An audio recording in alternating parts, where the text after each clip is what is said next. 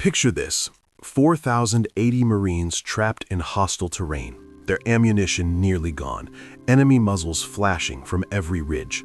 Command had already started drafting the casualty list. The handbook said to hold, the handbook said stand down.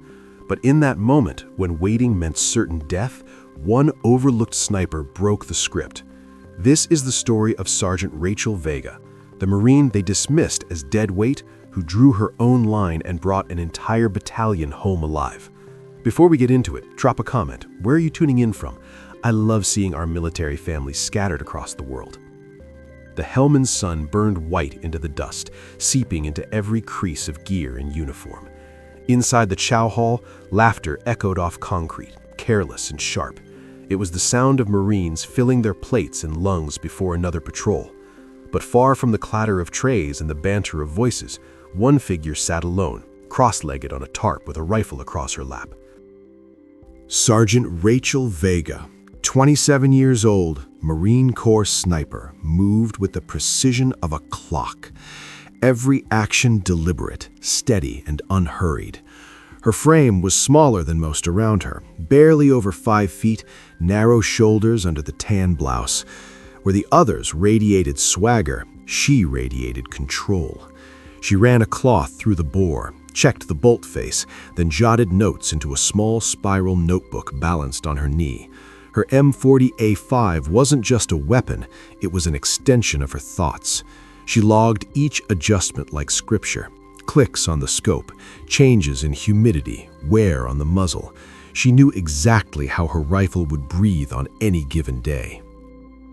2 lance corporals strolled by on their way to the barracks, smirking like a shove. "There's the quota sniper," one muttered loud enough for her to catch. "Paper shooter," the other added, laughing. "Good thing cardboard doesn't shoot back." Neither slowed down, neither expected her to reply. Rachel didn't. She polished the bolt and scribbled another line in her notebook. She'd heard it all before. Deadweight, mascot, check the box, sniper, too small, too quiet, too different. Even seasoned sergeants, men marked by 3 deployments, brushed her off with casual certainty. "Vega's good for range scores," one had told the company commander. "But combat? Stick her on radios, keep her useful, that's it." And so they did. She was kept on support duty, hauling gear, checking comms, running logistics sheets. No one asked her to climb ridges. No one asked her to peer through her scope in real fights. She was told politely to stay in her lane. What they never realized, because they never looked, was that Rachel Vega built her own training program in the silence of long nights. While others swapped jokes in the smoke pit, she spread maps under a red lens flashlight, memorizing terrain until it lived in her head. She charted wind shifts, noting every change at different times of day and in different valleys. She drilled trigger discipline with dry fires until her breathing was steady as a metronome. And in her little green notebook, the one that looked like a grocery list, she wrote it all. Ballistic tables, environmental offsets, calculations worked by hand in case technology failed. Each page filled with neat handwriting, rows of numbers, arrows across grids, her private doctrine, unseen by those convinced she had none. On her forearm, hidden under her sleeve, was a small tattoo, the Marine sniper emblem, a scoped rifle framed by laurel. She had earned it through sweat and precision, through a school that punished hesitation and demanded perfection. But here in Helmand, she tugged her sleeve low. No need to remind men already sure she didn't belong. That was the paradox of Rachel Vega. She never flared when mocked. She never argued when dismissed. She didn't throw words back to prove herself. She carried the insults like she carried her rifle, quietly, carefully, with patience. She was waiting, not for permission, but for the inevitable moment when all her charts, numbers, and discipline would no longer be invisible. Her story didn't start in Helmand. It began in Redford, Arizona, where evenings smelled of dust and mesquite, and the horizon stretched over flat farmland. Her father, a Marine who deployed twice before injuries forced him home, raised her with Corps discipline, even when the nearest base was hundreds of miles away. chores at dawn, fences fixed before breakfast, and at dusk, as the sky turned purple, he lined soda cans on fence posts and handed her a battered hunting rifle. "Steady breath," he'd say, "slow trigger, let the shot surprise you." By 12, she could knock every can down at 50 yards without hesitation. By 16, she outshot most of the men who came out to hunt. Her father rarely said much, but the quiet pride in his eyes told her everything. When he passed unexpectedly in her senior year, Rachel Vega enlisted in the Marines, partly to honor him, but also to prove she could carry the discipline he had etched into her bones. She carried it well enough to earn a sniper billet, an achievement few women ever reached and fewer were recognized for. But in Helmand, paper credentials meant little against opinions that were already cemented. So she brought her rifle to the range and her notebooks back to the bunk, enduring whispers while others flaunted swagger. The compound itself was a bubble of routine. Patrols rolling out, reports coming in, Marines standing in chow lines, briefings repeating the same clipped lines. Rachel moved along the edges of it all, noticed but never valued. Then the orders came. 480 Marines with attachments were tasked to sweep a valley believed to be lightly defended. Intel painted it as a routine operation: secure, clear, and stabilize. The maps showed ridgelines and open ground, straightforward paths. Command sold it as simple. Rachel, sitting in the back of the briefing with her notebook balanced on her thigh, read the terrain differently. The contour lines screamed danger. Narrow approaches, high ground on 3 sides, kill zones ready to ignite. She raised her hand once, calm and steady. "Sir, have we considered this valley being a deliberate trap? These folds here," she pointed at the projected map, "they could conceal a strong enemy force. It looks too neat." Colonel Hayes, running the briefing, barely looked at her. "Sergeant, track equipment, not strategy. That's above your pay grade." Chuckles rippled through the room. "Dead weight talking tactics," one Marine muttered. Rachel closed her notebook and stayed silent. When the session ended, Marines slung rifles, adjusted helmets, and joked about how quick the sweep would be. From the edge of the room, Rachel watched them gear up, climb into transports, and roll toward the valley's mouth. 480 Marines moving by doctrine, carrying confidence untouched by doubt. She remained behind, assigned again to support duty. Her tasking was simple: monitor comms, track supply movements, stay out of the operational lanes. It was all she'd been told, all she'd been conditioned to accept. But as the dust of departing vehicles drifted across the compound and their silhouettes shrank into the horizon, Rachel felt the weight of every figure she'd logged in her notebooks, every line she'd drawn across maps under midnight light. She had envisioned this valley long before the orders dropped. She had pictured exactly how it would close, and now, with 480 Marines driving into its jaws, she was left behind, sidelined. The next morning, the briefing room buzzed with the bravado of men convinced the map would obey. Rachel sat in her usual seat near the back, notebook steady on her thigh, pencil tucked behind her ear. Colonel Hayes dragged a red dot across the projected terrain. Ridges, routes, hold sites, clean on the screen, brutal in reality. When he paused for questions, Rachel lifted her hand with the same steadiness she used behind a scope. "Sir, this valley is a trap," she said evenly. "These folds create intersecting fire. If they place machine guns on the spurs and RPG teams in the draw, our convoys will be pinned inside a bowl." He didn't follow her pointer, he just glanced at her name tape. "You're here to carry radios, not give strategy." Laughter stirred again. A private mimed scribbling notes and winked at his buddy. Rachel's fingers tightened around the cardboard back of her notebook, then slowly released. The colonel clicked onward, and the red light erased her from the frame. On the range the next day, the wind quartered left to right just enough to make easy shots honest. Rachel lay prone, narrowed the world into reticle and heat, and dialed her dope. Inhale, exhale. Steel rang, steady and indifferent. "Luck," a young private muttered when the 500 plate jumped. A gunnery sergeant spat into the dust. "Clay pigeons don't shoot back," he drawled, "and paper doesn't scream." She logged each shot by habit, distance, wind, hold, impact, and stripped the rifle to 0 without offering a defense. In the mess hall, trays squealed along the rails. Rachel Vega sat, and 4 Marines across from her rose in unison, scraping their chairs as they moved to a distant table. "Babysitter with a rifle," one muttered, not bothering to hide it. She kept eating, jaw steady, spoon quiet against the bowl.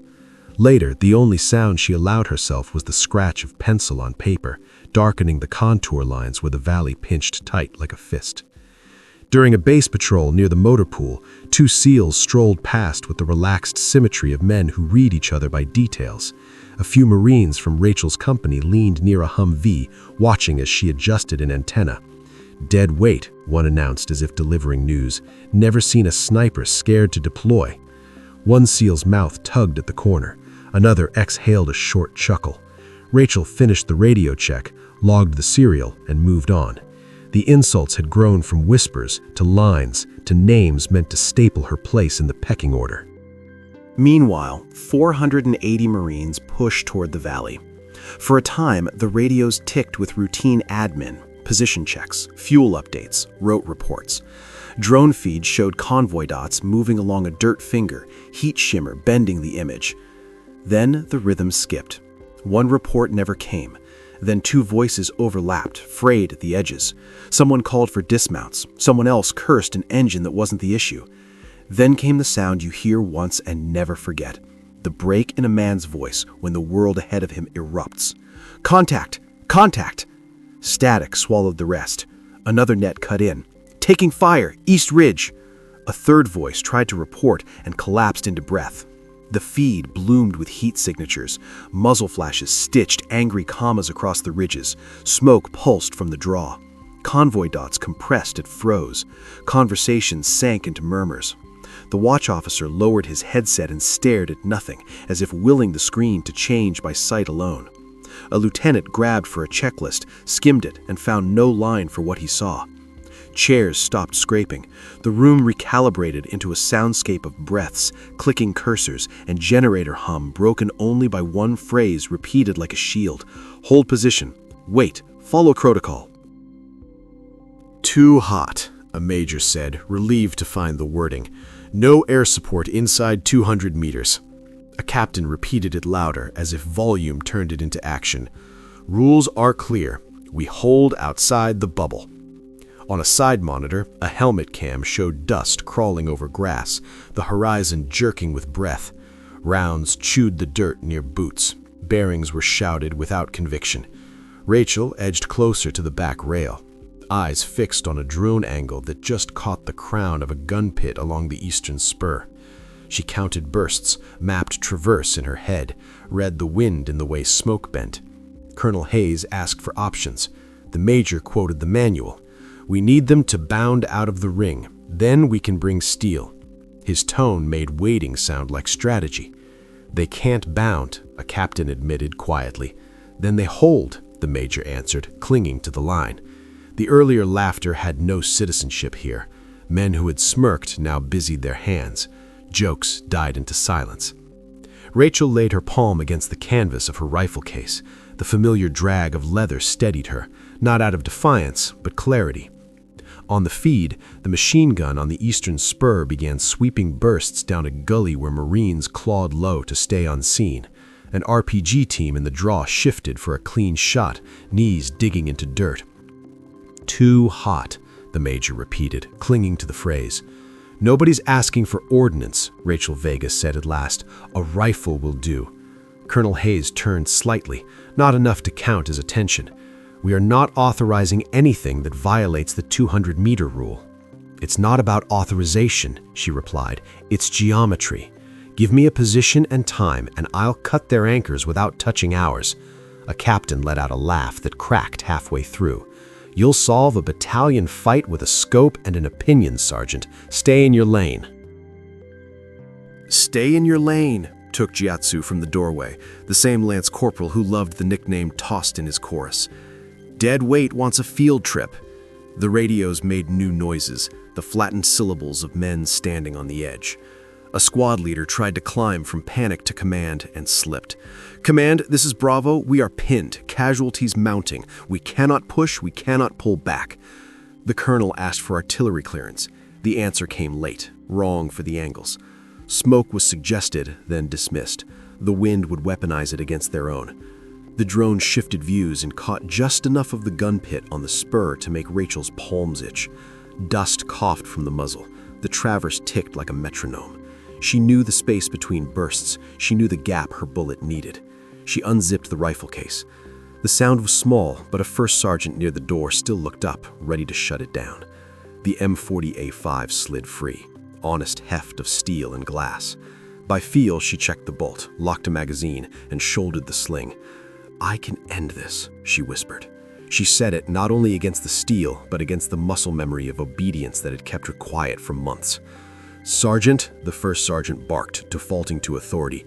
"Where are you going with that?" "Out," she answered. Before the next word landed, a call sign she knew cut off mid-sentence. Another voice stumbled in, gulping air. 200-meter rule stands," Colonel Hayes repeated, as if saying it could conjure cover. No one moved. Men who had laughed now stared at their hands. The ones who had whispered found nothing to say. Officers rearranged procedures. The monitors kept reporting a reality that didn't care whether anyone was comfortable. Rachel slung the rifle. She looked from screen to door and back again. The angles out there were wrong, but not unsolvable. The distances were brutal, but not outside the rifle's reach. She pictured the shallow saddle on the near ridge, a firing lane read through the anchors. 2 shots to break the geometry, a third to keep it broken. No one asked her plan. No one asked anything. The room had decided waiting was safer than choosing. She had been patient. She had been silent. She had written doctrine in notebooks no one read. Now the valley posed the oldest question, and she already knew the answer. She breathed once, and for the third time spoke softer, steadier. "I can end this." They ignored her. Rachel didn't wait for approval. She walked out of the command center with her rifle across her chest, helmet clipped low, jaw supped like iron. No one followed. No one stopped her. The men who had mocked her sat in silence, watching the feed, content to let rules write an obituary for 480 Marines. She moved through the compound like a shadow, past Humvees crusted in dust and crates that reeked of fuel and sweat. Her boots struck earth with a rhythm steadier than her pulse. In her vest pocket, her father's old dog tag tapped against her chest with each step. The metal was worn thin by his years of service and hers, the letters fading but never forgotten. At the edge of the compound, Rachel Vega checked her load. The suppressed M40A5 slung across her shoulder, spare mags secured tight in their pouches, rangefinder clipped to her gear, and notebook pages folded into a plastic sleeve tucked close to her chest. She carried everything she needed, not for glory, not for protocol, but for geometry and survival. The climb toward the Overwatch ridge was brutal. Loose shale slid beneath her boots, the slope resisting each step. She kept her body low, moving with the patience of someone who had rehearsed this approach in her head 1,000 times. Dust clung to her face and rocks scraped her sleeve. Still, she pressed on, breathing steady, until she reached a ridge crown bent just enough to hide her silhouette. She dropped prone, settled the bipod, and let the world collapse into her scope. Below, chaos was alive and visible. Marines huddled behind burning vehicles, trapped under sheets of fire from every direction. Muzzle flashes stitched the ridges. RPG teams scrambled, hunting for angles. Dust rose in violent clouds where rounds chewed into earth. The battalion was being devoured in slow motion. Rachel pressed her cheek against the stock. Her crosshairs locked on a machine gun nest perched 900 meters out on a rocky spur. The weapon spat fire in steady rhythm, pinning an entire squad to the dirt. She exhaled. The reticle froze. She squeezed. The suppressed crack whispered into the valley. A heartbeat later, the gunner crumpled, the weapon falling silent. For a moment, the valley stilled. Marines lifted their heads in confusion. Then the radios erupted. "Who's shooting? Command, do we have air cover?" "Negative. No CAS cleared." Rachel chambered another round, eyes already shifting. Her second target revealed itself, an RPG team, one man holding the launcher, the other feeding a rocket. Barely 70 meters from a pinned squad. The tube aimed toward a smoking Humvee. Rachel measured the arc, read the smoke drift, and fired. The gunner dropped before he could launch. The rocket clattered harmlessly into dirt. Marines on the ground shouted through the net, "What the hell? Who the hell's covering us?" She gave no answer. Instead, she crawled forward 3 meters, shifting her angle, keeping her outline fused with the rock. The enemy reacted quickly. Sniper glints sparked across the opposite ridge, sweeping like searchlights. Rachel pressed flat, heartbeat calm, fingers tracing dirt until its coolness steadied her. Inch by inch, she slid sideways until she reached cover behind scattered stone. She propped the rifle again, scope cutting toward the valley's northern lip. She worked methodically. Each shot wasn't about numbers, it was about cutting threads. A command node collapsed mid-order, leaving his squad scattered. A machine gunner on the western slope jerked back from his tripod, the line of fire broken. A squad leader rallying fighters vanished into dust, his charge sputtering. Every squeeze wasn't subtraction, it was addition. Gaps widened, silences lengthened. Each trigger pull bought Marines a few more breaths. The kill box began to come apart. On the net, confusion shifted into realization. This isn't air. This is a rifle. Who's got overwatch? Eyes left. Something's cutting the spurs. Rachel's breathing slowed. Her world narrowed to geometry, distance, wind, time. She swung the scope, calculated holdovers in a blink, and executed without hesitation. Her sleeve snagged on rock as she shifted, sliding up her arm. For the first time in months, the tattoo on her forearm was exposed. The Marine sniper emblem, clear, undeniable, earned. Not decoration, not mistake, identity. Her scars, too, caught the light. Thin white lines along her knuckles, burns that had never fully healed. They spoke of a past she never revealed, missions etched into her skin that others had erased from her record for politics' sake. But now those scars shouted louder than any dismissal. "Command, do you see this?" A lieutenant on the ground yelled. "We've got a ghost on overwatch." Then a grizzled voice, rough and unmistakable, cut into the net.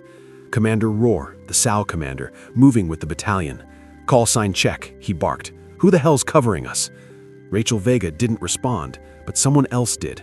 A comms tech on the operations net with access to her file whispered in shock, "Ghost 206, it's Ghost 206.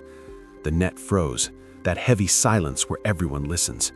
Commander Rohr's tone shifted, suspicion melting into awe. Wait, Ghost 206, that's Rachel Vega. A stunned pause followed. Then a Marine's voice came, breathless. "No way. Deadweight is Ghost 206? And suddenly, the battlefield itself seemed to hold its breath. Because Ghost 206 wasn't a name for mockery. It was a call sign whispered at sniper school, tied to impossible shots and unconfirmed ranges. A legend built before politics shoved her aside. Back in the command room, Colonel Hayes went rigid, staring at the feed, at the flicker of her rifle in the dust. Realization spread over his face like a shadow. The support detail no one wanted was the only thing holding the battalion together. Rachel ignored it all. She kept firing, scope dancing ridge to ridge, opening seams where walls had stood. The kill box unraveled into a corridor, the valley shifting from tomb to escape route. She never raised her voice, never demanded credit. She just pulled the trigger again and again, every shot answering the doubt that had stalked her for months. And in that moment, every Marine who had laughed, every sergeant who had dismissed her, every officer who had sidelined her, watched as Sergeant Rachel Vega, Ghost 206, rewrote the battlefield, one round at a time. What had felt like a coffin hours earlier now shook with rotor thunder. Dust spiraled into choking clouds as the first helicopters dropped into the corridor she had carved with her rifle. Marines stumbled and sprinted toward landing zones, some dragging wounded brothers, others covering with their last rounds. Every one of them knew the line between massacre and miracle was a single rifle hidden on the ridge. Rachel stayed prone, cheek against the stock, eyes fixed through glass. Each helicopter arrival brought new targets, muzzle flashes too close to the LZ, an enemy fighter racing for a last desperate shot, a shadow shifting where none should be. She cut them down with the same cold patience she'd shown on the range. Half-second squeezes, controlled breaths. Then the radio crackled with something new. Hope. First chalk is up, wounded aboard. Second bird inbound, corridor holding. Command, this is Trident Actual, Roar's voice declared. Ghost 206 has us covered. Repeat, Ghost 206 has us covered. Her call sign raced through the net like current. Voices steadied. Marines who had been gasping now spoke with crisp precision. The fight shifted from survival to extraction. Commander Roar's tone, firm and measured, cut the chaos. All units, report accountability.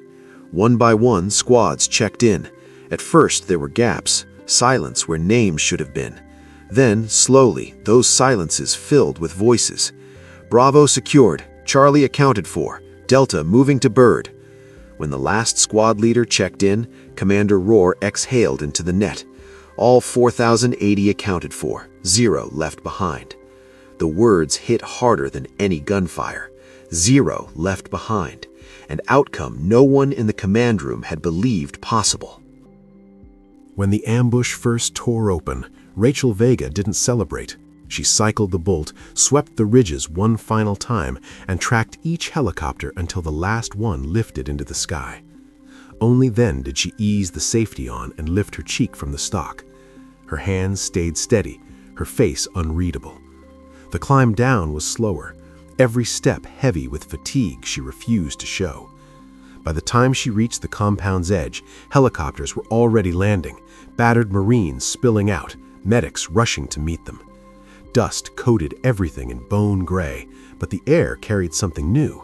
Silence. Not the silence of mockery or dismissal, but of respect. Marines lined the path into the compound. No laughter, no smirks, helmets tucked under arms, eyes fixed on her as she walked past. Men who once shifted away from her in the mess hall now stood firm, shoulders squared, acknowledging without words. She felt their stares, but didn't return them. Her rifle hung at her side, sling cutting across her chest, boots pressing a quiet trail in the dust. At the far end of the line stood Colonel Hayes. His posture was regulation perfect, jaw locked tight. When she stopped before him, the weight of the compound pressed into the silence between them. "You disobeyed direct orders," he said, his voice sharp enough to cut. Rachel stood at attention, rifle resting at her leg. "Yes, sir." The pause stretched. Men around them held their breath. Then Hayes' voice softened, cracking under something older than doctrine. "You saved a battalion." The words landed like a verdict. For the first time, his eyes actually met hers. Not her name tape, not her file, but her. Before she could respond, Commander Roar stepped forward. Dust streaked his uniform, grime clung to his helmet, eyes bloodshot from hours in the fight. He stopped in front of her, raised his hand in a sharp salute, and held it with the kind of weight that turned a gesture into a monument. "Ghost 206, he said, voice formal but thick with sincerity. "The valley owes you." Behind him, Marines shifted, helmets came off, some lowered their heads, others whispered, quiet, reverent. "She carried us. Dead weight saved the battalion." "No," another answered. "Ghost 206 did." The stillness broke into an ovation. Not wild cheering, but the deep, resonant sound of men honoring something greater than themselves. Hands clapped, boots stomped, voices murmured in reverence. Rachel Vega didn't smile. She didn't gloat. She simply lowered her eyes and said, "I was just doing my duty, sir." Colonel Hayes nodded once, slow and deliberate, as if the motion itself admitted how wrong he had been. Commander Roar dropped his salute and extended a hand. She shook it, her grip steady, her scars visible against his calloused palm. For Rachel, it wasn't vindication. It wasn't even relief. It was accuracy. She had done exactly what her training demanded, what her father's lessons had prepared her for, what her notebooks had whispered in the quiet of long nights. She had seen the geometry, and she had solved it. The ovation followed her as she walked toward the armory. The dog tag on her chest tapped against her vest with each step, steady as a heartbeat. Inside, she set her rifle on the bench and began her ritual, stripping it down, cleaning every piece, logging each shot into her notebook. The numbers mattered. The method mattered. Recognition was noise. But outside those walls, something had shifted forever. The Marines who once mocked her would never again call her dead weight. The officers who had dismissed her would never again ignore her hand in a briefing. The silence that once carried jeers was now filled with respect too heavy to be spoken aloud. And for the battalion, the story would live in the only way stories ever survive, retold by those who were there. We should have died in that valley, they would say, but Ghost 206 was watching. True courage, the voice reminds us, doesn't always roar. Often it waits, quiet, steady, unseen, until the world finally needs it. And when it arrives, it doesn't ask for recognition.